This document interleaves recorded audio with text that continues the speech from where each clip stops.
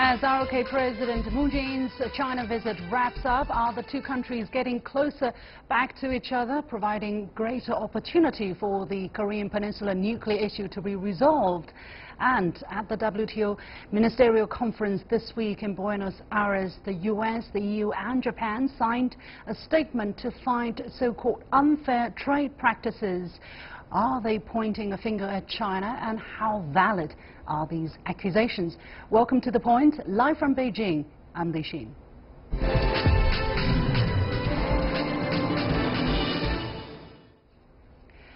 The Republic of Korea is firmly committed to resolving the Korean Peninsula nuclear issue through peaceful means and is willing to work with China to safeguard peace and stability in the region.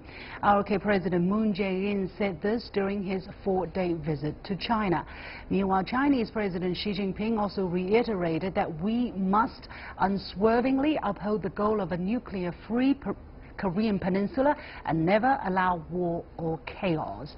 As both countries share a common interest in preventing conflict, how will improved relations help resolve the crisis?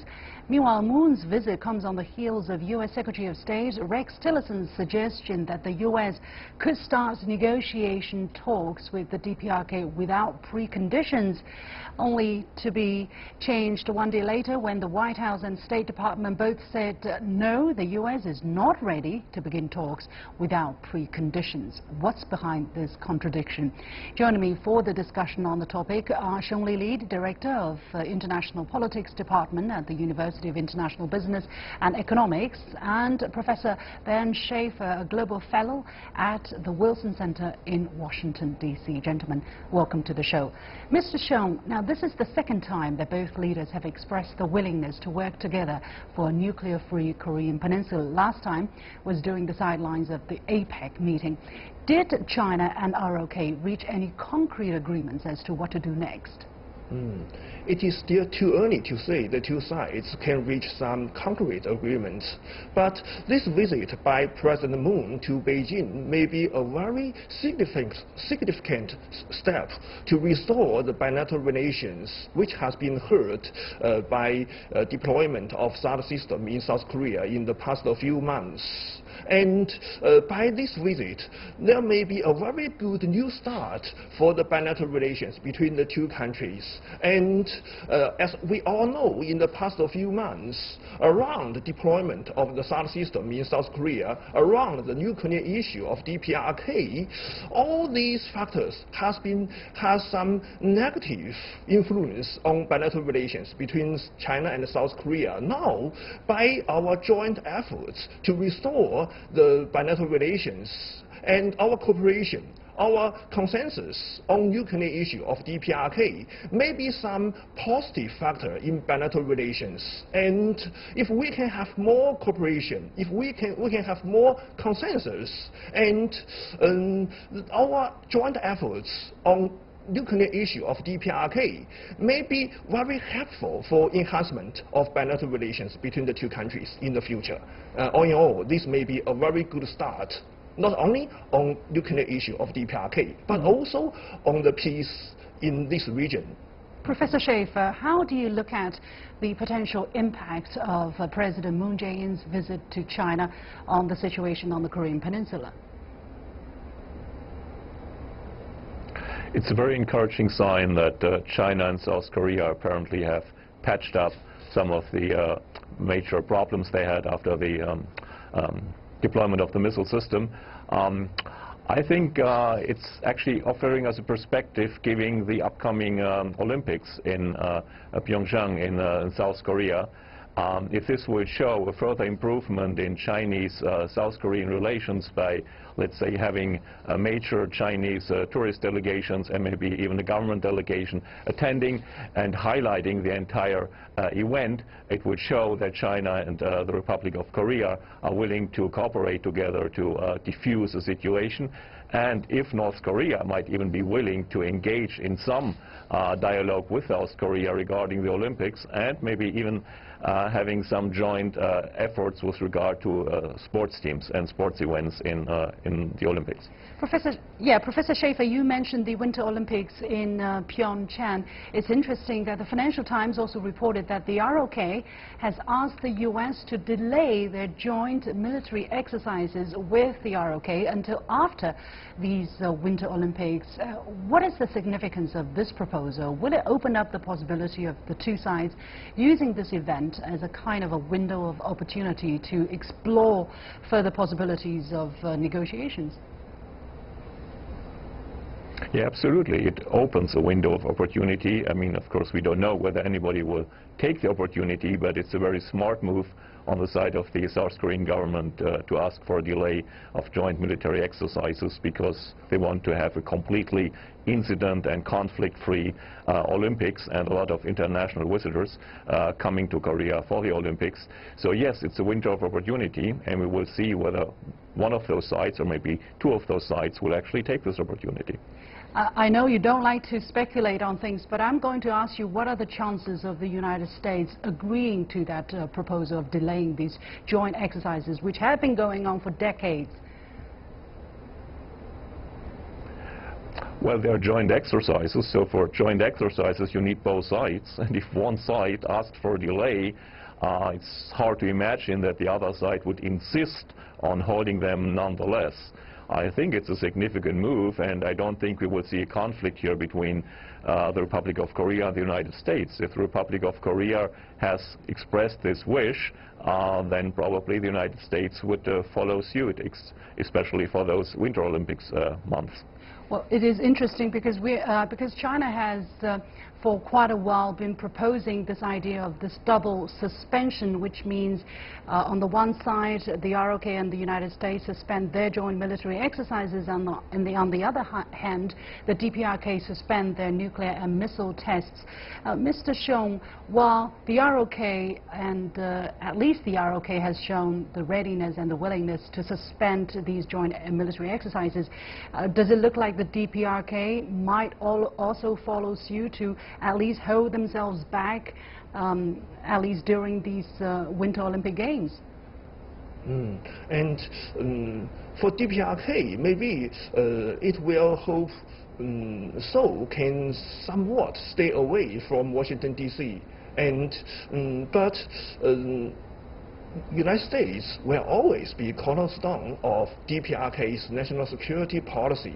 And now the Winter Olympics may be also important for Seoul. And this may test DPRK's sincerity towards its southern neighbor. That means if DPRK can suspend its missile test and nuclear test, it may send a very active signal to international community, especially to South Korea, that DPRK has at least some sincerity to keep some peace on the peninsula. And the Winter Olympics in South Korea may be a good opportunity to test this sincerity of DPRK. Yeah, at least till now, during the 4 days of President Moon Jae-in's visit to China, there has not been any negative action on the side of the DPRK. But according to our correspondent in Pyongyang, the DPRK seems to expect Seoul to stay away from the United States. Mr. Cheong, do you think that is possible? What dilemma is Seoul faced with at this moment? Just as I just have said, the Seoul-Washington relations alliance has always been cornerstone of Seoul's national security, and that means in predictable future, Seoul will still maintain the alliance with United States.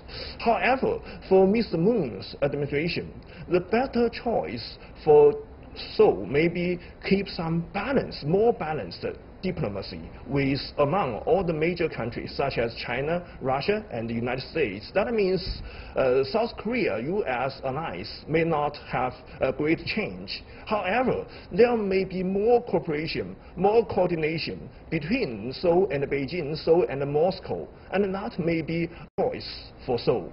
And for DPRK, although, of course, it hopes Seoul can somewhat stay away from the United States, but I think that's not the key point. The key point may be DPRK can stop its nuclear test and missile test. That may be the key point for the peace on the peninsula. Right. Professor Schaefer, let me ask you about the contradiction that we have seen most recently between Secretary of State Rex Tillerson and the U.S. White House and the State Department about whether there should be preconditions to start negotiating with the DPRK.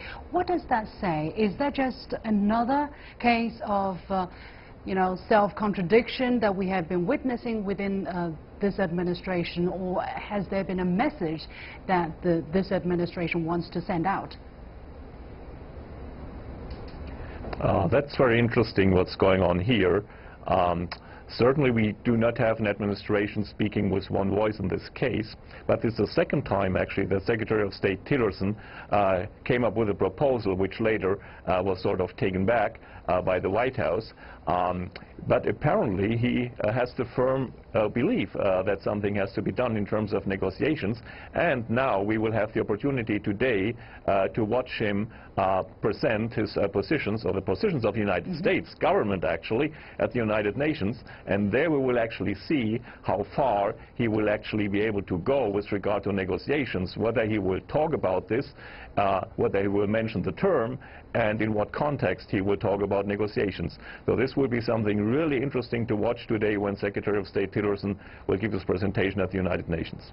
Absolutely, and it is reported that the DPRK's ambassador to the United Nations will also be attending that meeting. So very interesting period of time. We'll all be keeping a close watch on the situation. Many thanks to our two guests, Xiongli Li, Director of International Politics Department at the University of International Business and Economics, and Professor Ben Schaefer, Global Fellow at the Wilson Center in Washington, D.C. And here is my first point. The Chinese State Council has just announced the decision to set up 3 China ROK industrial parks in 3 cities in North and South China as one of the concrete achievements from President Moon Jae-in's visit to China. It can be said that relations between the two countries are expected to keep warming up in the near future, and this development can positively affect the DPRK's nuclear issue, as both countries are neighbors to the DPRK and have insisted on a peaceful solution to the crisis. Although it is still too early to discuss any prospect for talks, the unified stance of China and the ROK is a much-needed voice of predictable rationality against the self-contradictions of the US, coupled with mounting military pressure and reckless rhetoric. You're watching The Point. I'll be back right after this short break.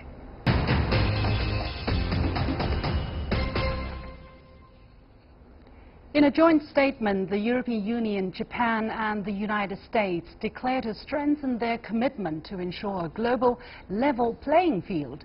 Without naming China or any other country, the statement addressed critical concerns of, among other things, unfair competitive conditions caused by market distorting practices. Now, the declaration came as representatives from around the world met on the sidelines of the 11th WTO Ministerial Conference on Tuesday in Buenos Aires, Argentina this week. Now, the meeting ended with no breakthroughs on key issues. With the US attacking the WTO, why have these economies joined forces to target any third country at this particular moment? Are they talking about China, and what could possibly be behind this move? Do such accusations hold water? I'm joined in the studio by Professor Lu Xianquan, Associate Professor at the University of International Business and Economics of China, and Ina Tangen, author, columnist and commentator. But before we go into the discussion, let's first listen to the spokesperson of China's Ministry of Commerce, who said that China strongly opposes some developed countries jointly placing pressure on developing countries over trade issues. We oppose the behavior of some developed countries joining hands to pressure developing countries. We always believe that the disputes between countries in international trade areas can be resolved effectively through bilateral dialogue and consultation. Right, so China says conflicts need to be resolved through consultation instead of any finger pointing or, via insinuation. But first of all, why did Japan, the EU, and the United States come up with this joint statement at this moment, and who are they talking about? Professor Liu?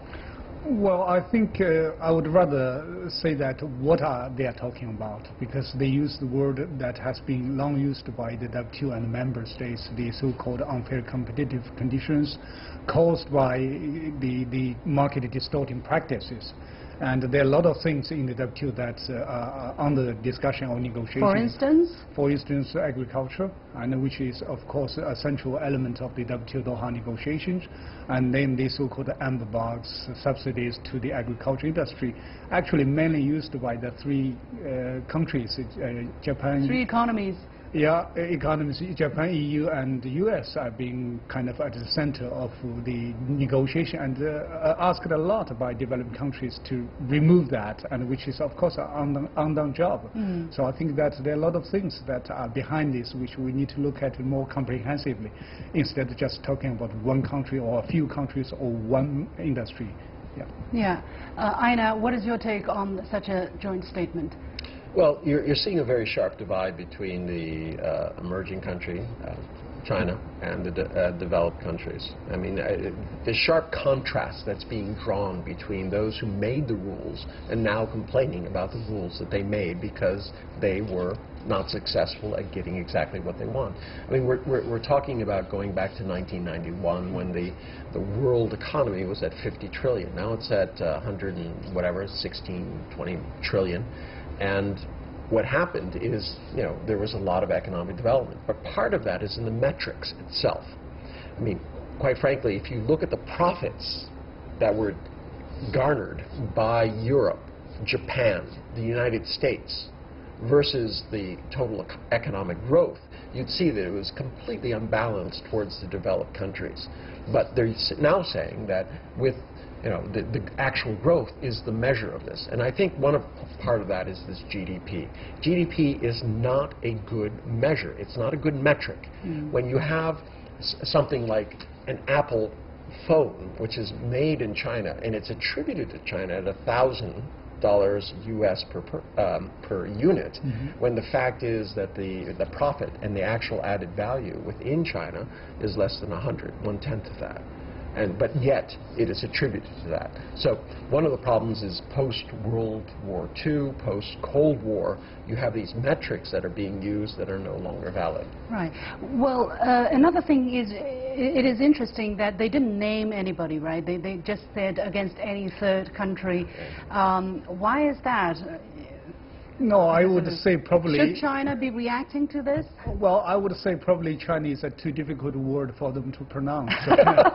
No, more seriously, I think that, as I said, I think I would rather believe that they are targeting issues, not countries, because, as I said, not only those countries are subsidizing their agriculture, there are other countries who are also subsidizing their industries, other industries, including some developing ones. And that's why actually in the WTO there are quite a few dispute cases which are related to all these countries we are talking about. And the name behind them is always about the local content subsidies, market distorting practice of all kinds. So how do they have the audacity to come out and accuse any other third economy for doing what they have been doing too, partly at least?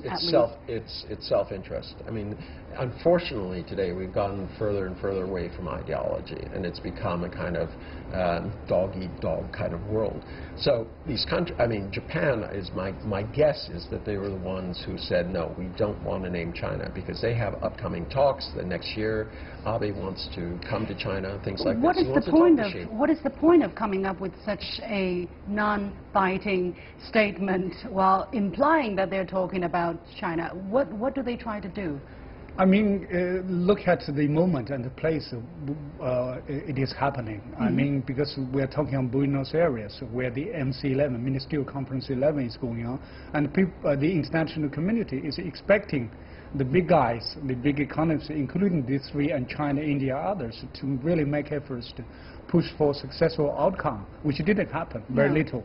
And then but at the same time, countries just cherry-picking some of the things, like Anna said, of their own interests and trying to highlight that thing. I think there are a lot of things happening behind this which is not going into the right direction, and that's the danger for the system and also for other countries. Right, and also it is reported that it's Japan who approached the United States, the EU, to come up with such a joint statement, and the reason behind that is potentially the kind of worry that the United States might be taking unilateral action against China. So the EU and Japan thinking we need to take at least trilateral action, if not multilateral action. Aina, if this is true, how would you react? This is the problem, that people aren't willing to say what the issue is. I mean, Japan is trying to play both sides. From a security point of view and an economic point of view, they want to side the U.S. because they're afraid. I mean, there's a lot of tensions between Japan, China, and South Korea, all the places that go back to the Second World War. And there's this kind of passive-aggressive attitude. Japan was pushing for this, but they wouldn't name China. Why? I mean, this is a very odd type of thing. Everyone knows exactly who they're talking about, but they won't mention it. And this is what I characterize as, what we said, passive-aggressive. Another thing is, it's a very interesting moment, as it is no secret that the Trump administration is very negative about, or President Trump himself is very negative about the WTO. He wants to even withdraw from the WTO. So while you're cursing this organization, then you're teaming up with your fellow members from this organization to come up with such a statement to talk about taking possible action under the WTO framework. I find it ironic. Well, it's hard to say where they are going. I mean, as you said, that a lot of things are said by Trump and his administration, but a lot of things are happening but not are happening. U.S. has not quit the WTO yet. And then, of course, people say that he prefers bilaterals, but actually he's overturning a lot of bilateral NAFTA and others, trying to renegotiate them. So it's hard to see where he's going and where the administration is going. That's a kind of uncertainty that for very dangerous for a lot of countries. But the problem is that for the system, that kills a lot of things, because without knowing exactly one of the biggest guy is trying to do in the system and which direction it's going, and nobody knows how to move things forward. Right. Actually, there's one expert who is reported to have been jokingly said, for 70 years you've had a captain of a football team who suddenly doesn't even come to the practice. So players are looking around and saying, now what do we do? So with the captain not there during the practices, where's the WTO going? Where's the multilateral trading regime going? Aina, your take on the situation? Well, quite frankly, the only thing that's happening on an international basis is China and the Belt and Road Initiative. I mean, there's no substantive movement. The U.S. has pulled out of TTIP, TTP. I mean, it's all gone. Paris Climate Accord, you name it. Trump has decided that the U.S. will put America first, but I don't know what that means, because America first means we are a trading entity. We have over $2 trillion worth of exports, and this is the baffling thing. He's putting those in danger. Even though the global economy has been rising for quite some time, it's baffling exactly what he hopes to achieve. He seems to be kind of taking this kind of Pyrrhic victory. He wants to make points with his base, the Jerusalem, and no one understands this. And this is the really troubling part. You cannot do business or politics unless you have certainty or predictability. And Trump has removed that from the United States. So with this big picture, what is the future of the WTO looking like? Professor Liu, you are based in Switzerland. Your observation, what's the mood there? I mean, coming back to your example as a kind of captain is not there anymore. I mean, what WTO is doing that, like a game, no game will stop simply because the captain is not there. The game will go on, but in a different way. And what is happening in WTO is, as what has happened in Buenos Aires, is that things are still moving forward, maybe too slowly. But still they managed to achieve one agreement on fishery subsidies. There are a few plurilaterals going on. So this is going to be a kind of movement for the WTO in the future. But more seriously is that how to manage the whole situation without, in the past, like one or two countries take the lead and they say, let's do it, and others will follow. Now it's different. But how to manage that and how to really develop, I think it's most important for WTO to reflect upon the situation and find new ways to move forward. I think that's the key for the future. Well, but I don't think China is expected, and China should be filling the void here in case the United States is not there. What is your take on that? First, I don't think China is willing already to do that kind of single-handed leadership. And on the other hand, I don't think the system needs such a kind of leadership from one or two or even three members. I think in the future it would need a lot of collective efforts by big and small and trying to do things more flexibly in the future to move things ahead. I think that's probably is one way out of it. Multilateralism, definitely. There's no way, there's no one center of power anymore, and expecting either the U.S. or China is not the way that you're going to get anything accomplished. It's a world, exactly, and I agree with you, that where different bodies have to get together and there has to be a consensus. This is not a situation where it's a corporate mentality where you get 51% and you just bull your way through. And this is what Trump is counting on, except the U.S. is now not in the same position it was in 1991. We cannot just push things through because we are the largest entity. We are sharing the stage with many, many entities. Right. Right. Thank you very much. We have to leave it there. Professor Liu Shen-Kun, Associate Professor at the University of International Business and Economics of China, and Ina Tangen, author, columnist, and commentator. And here is my last point. In the joint statement that we discussed, Japan, the EU and the US agreed to enhance trilateral cooperation through the WTO and in other forums to eliminate so-called unfair market distorting and protectionist practices by third countries.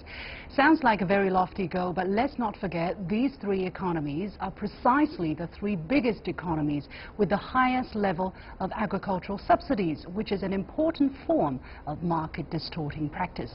Yes, China still needs to enhance its reforms, and China has pledged to go deeper and open wider on top of the over 1,000 measures it has already undertaken since it joined the WTO.